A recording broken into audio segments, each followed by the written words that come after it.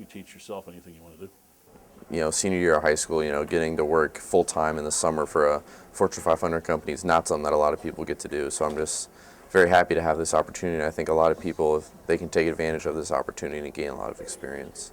Companies like GE, Cintas, and Procter & Gamble are recognizing these students' abilities to adapt to changing technology and are giving them the opportunity to test their skills out in the rapidly growing IT field. I'm Megan Drake, MBC News.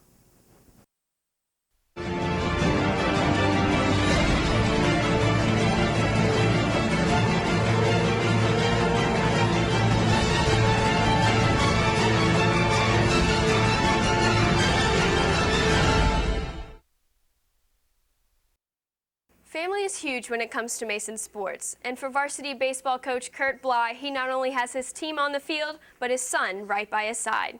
Here's Tori McVeigh with the story. Baseball has been good to Mason head baseball coach Kurt Bly. After years of playing baseball in Little League, high school, and college, and then paying his dues as an assistant coach, Bly is now the helm of the Mason baseball program. When Bly took over the program, he had to make some tough decisions on who his assistant coaches were going to be.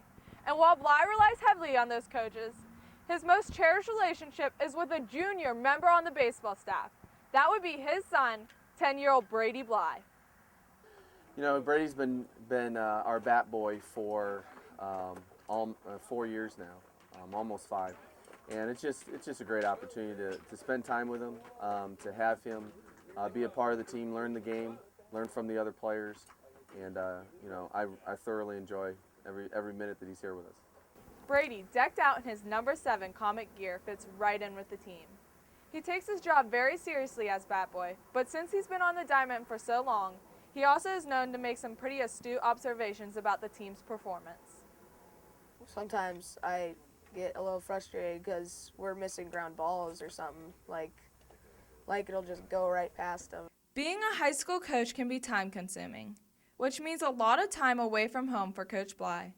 However, being on the baseball field is kind of like a second home for Bly, especially when he gets to hang out every day at the ballpark with his son. Really, our whole family, bleeds green and buys into our program and supports us. My wife, my other 2 children. My daughter Corinne's actually done some Batgirl duties this year for the first time.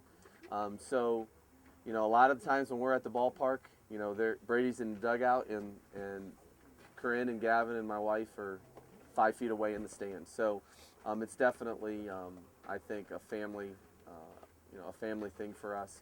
And while it does take me away from home a lot, they're here an awful lot of the time too. Brady, who also plays baseball, enjoys hanging out at the field with his dad and the team. However, when Brady is at the field, he takes his job very seriously. I mean, I'm not the biggest role, obviously, but I've been told that I have a pretty big role in helping the team.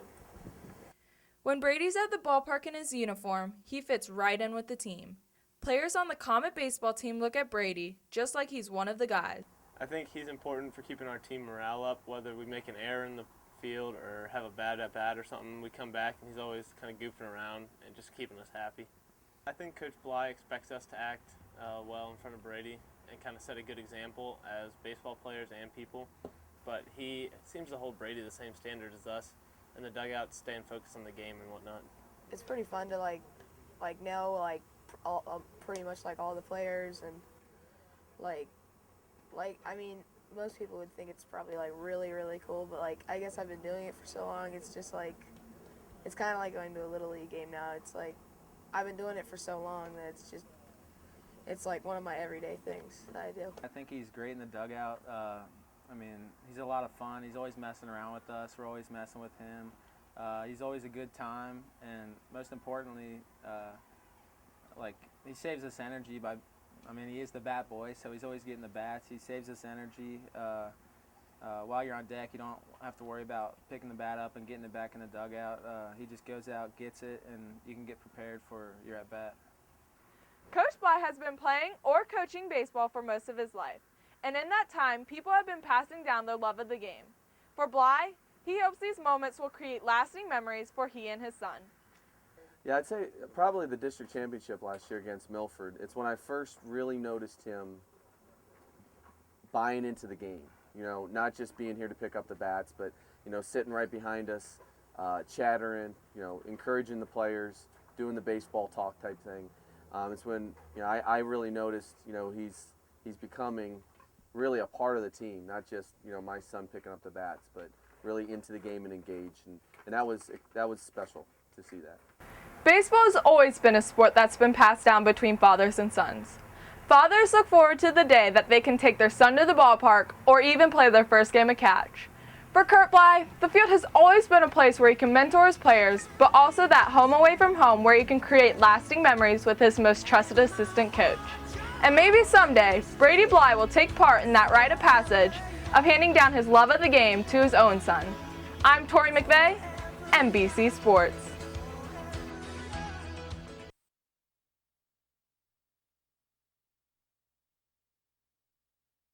We back. We back. We is back. There's only a few more days left in Comic Country. But before we leave, we want to show you the worst and the best plays from the last month of high school. Surf's up, dude. Starting it off with number 5 top play, we have the ladies lacrosse team, Lindsay Zellwenger. Little shake and bake action, makes her fall and then puts it in the net. Number 4, the men's lacrosse team. You got Brad Satterley, jumps up, gets hit, puts it right over the goalie for a goal. Very nice, 38, very nice. Number 3, the boys lacrosse team. Noah Puckett puts in a big goal for the Comets. They went on to beat St. X in this game. Huge win. We needed that one, thank you boys. And bringing it on down to number 2, the girls softball team. Big shout out to them, GMC champs, Chris. Yeah, they beat Fairfield in this game to lock up the GMC title. Congrats, ladies. Number 1 top play. We got Austin Engen from a near 60 yards. He fires it down the field. Oh my gosh, what a goal! 60 yards? 60 yards! Oh my word. That is unbelievable. With all the crabs on the beach, it's likely that something will jump up and grab you, just like these not top plays. Number 4 not so top play, the boys lacrosse team playing Marymont. Comes in rumbling, bumbling, stumbling there. Take it easy, bud. Number 3 not so top play, the girls lacrosse team. Looks like they're playing a little game of bobble there. No, they're getting close now. Come on now, girls, you got it. Okay, all right, little more effort there, okay. Getting warm, come on now, you got it. Close. This is getting old, really old, lady. Really, really old. Really old. Number 2 not so top play, the girls lacrosse team again. Wait. That's Nate Beebe. So, boys lacrosse team. My bad, boys. The hair got me confused there. Number 1 not so top play, Thomas Zoo coming on down. Oh. Come on, you got it. Get over those hurdles. Oh, man. He eats it. Oh, gotta love the effort, though. Finishing out the race strong. Way to finish it, buddy. Signing off on this very last edition of Top Plays and Not Top Plays. I'm senior Chris Rice. And I'm senior Kendall Haight. Hey, by the way. Cannonball.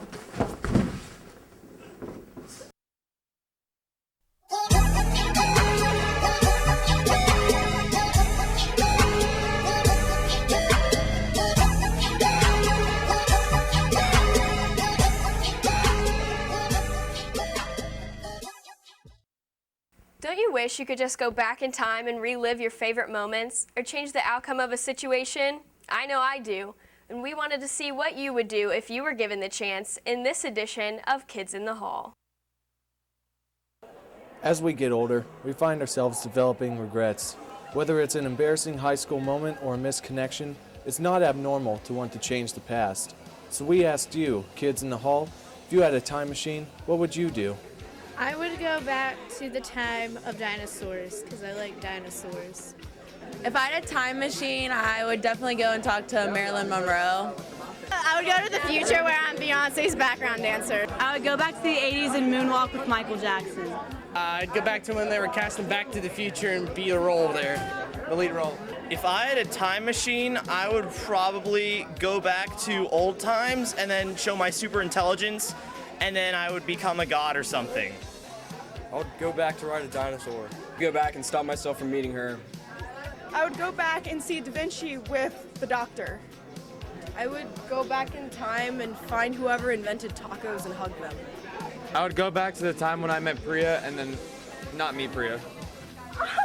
I would go back in time and convince everyone I was Jesus. I would come see a Nirvana concert. I'd go back and go to Woodstock and have a great time. Yeah. go back in time and try to figure out a better answer to this question. I would go to a Gatsby party. Okay, I'd go back in time and be my own grandfather. Go back to state and win. Oh yeah, I would go back in time and meet Gatsby.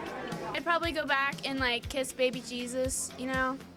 If I had a time machine, I'd go back to when Stonehenge was built. Move forward to graduation. Without a time machine, the past is unchangeable. Fortunately for us, though, the future is always in our hands. I'm Jacob Snow, MBC News. Today, immediately after MBC, your teachers will be handing out the Principals Award. This is a very important award, and according to Principal Mindy McCarty-Stewart, it's a way for the administrative team to notice students for their tremendous accomplishments. Good morning, Comet Country. This is Mindy McCarty-Stewart, your building principal. Today we are recognizing 1,400 students in the junior, sophomore, and freshman classes. These students have earned a 3.51 GPA or above. I commend their hard work and their great effort. I encourage you all to keep up the great work so that as you move into the senior year, you can graduate with the Cum Laude Awards for a high GPA. Keep up the great work in Comet Country. Thank you, Mrs. McCarty-Stewart, and congratulations to the students receiving awards today. And congratulations to the class of 2014 who will be walking across that stage in just a few days as graduates of Mason High School. The MBC team wants to thank you for another great year, and as always, we are committed to delivering you the news here at MHS. Seniors, we finally made it, and today we want to leave you with some final comments from our MBC executive producers. Now for everyone in front of and behind the camera, for the last time, I'm Caitlin Shive. The dedication put in by our crew has been continuous from first to third try, and for some from sophomore year to senior year. We've been able to produce award-winning stories based on a foundation from mentor and journalism teacher Dale Connor. And thanks to our viewer support, a student-run organization has been implemented at MHS for ongoing years. And from the producers behind the screen, we wanted to say thank you for all of your support, and most importantly, good luck to our future crew members.